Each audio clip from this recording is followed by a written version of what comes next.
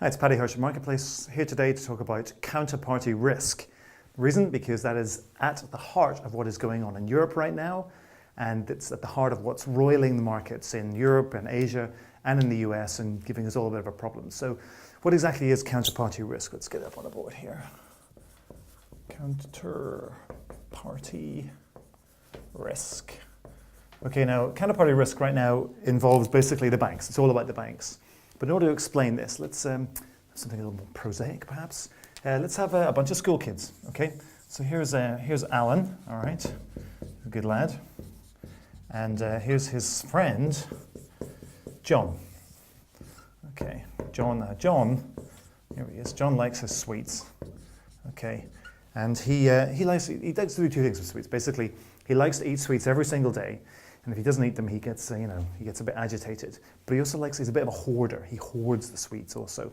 And he hoards them for basically a rainy day, as he calls it. But because of this, John's father obviously wants to make sure that his son doesn't, swell up to a great size. So he kind of restricts the money that he gives him a little bit. So it means that John is constantly running into what we would essentially call in finance liquidity issues. Okay, he hasn't got enough money to buy all the sweets that he needs. So when that happens, what he does is he goes to his friend Alan, all right? So here's John's situation. He's got this big bag of sweets that he keeps. So he keeps them underneath his bed. And Alan's always saying, why don't you eat those sweets? And John's like, that's my store, that's my secret supply. But I still need money to buy more sweets. So Alan's like, all right, how much do you need? He goes, just $10. So Alan's like, okay, I'll give you $10 to buy your sweets, but here's what I want you to do. I want you to put these sweets up, your reserve sweets. I want you to put them up as kind of like in an escrow account. So if you don't pay me back in a week when you owe me the money, then I'm getting those sweets back. So John's like, oh, all right then. So what they do is they go and they find a friend of theirs who can run the escrow account from them, and that's Julia. Here she is. Nice lady. Nice little girl. So Julia says, all right, I'll be the escrow account. I'll hold those sweets for you while John's borrowing that money. And when he pays the money back, I'll give the sweets back to John. Quite simple, okay? That's the way it happens. Alan hands over $10. All right, John hands his sweets over to Julia. Come the end of the week, John hands back the $10, which he's got from his dad. I don't know how he managed to do it, but he managed to get them to come up with the money. And then Julia returns the sweets back to John. Very, very simple. That's essentially what happens in the banking business, all right? You have banks that don't just take savings and loans, and some of them don't even do that. They need lots of money to do the business that really makes them the real money, all this fee-based money, to do the trades, to work in mergers and acquisitions, to pay these huge staff of analysts and all the rest of it. All that stuff requires immediate money, immediate cash that they maybe don't have on the balance sheet. They have to keep money on the balance sheet, remember, to keep solvent these days because they're commercial banks.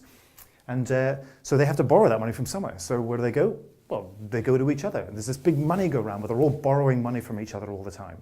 And they're always putting up this collateral, which usually is securities of some kind, and it can be pretty much anything: treasury bonds, regular corporate bonds, mortgage bonds, whatever.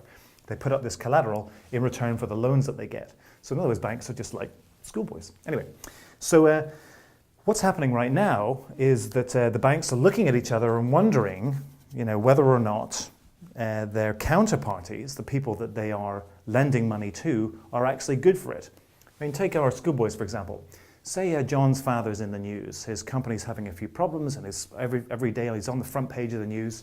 Alan's going to be looking at John going, you know what, John, I'm not sure whether I trust you to be able to pay me that $10 back, because your dad's having some problems there, and I don't know whether you're going to be able to get the money from him, okay, to give me that $10 back. So I'm not entirely sure that I want to borrow that money from you, or lend you that money. John's like, well, what about this collateral? I'll give you all my sweets as collateral, everything. I've actually got more than one big bag of sweets. I've got several. I'll give you the whole lot as collateral, and I'll give you the $10 back. Alan's like, I don't know. I mean, there's a couple of problems with that collateral, potential problems. You've had those sweets in the bag for a long time. I don't know if you've been rotating them through, because they could be old. They could be made with corn syrup, may not be that good for your health. So, I don't actually know. I don't think you're a particularly good counterparty.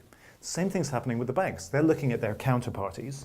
JP Morgan, say, might be looking at a Spanish bank and saying, I don't know how much exposure you have to Greek debt, for example, or how many Greek bonds you've got. I don't know whether I like the fact that you do so much business with Greece, or the fact that Spain itself is in a few problems, I don't know whether I actually want to do business with you.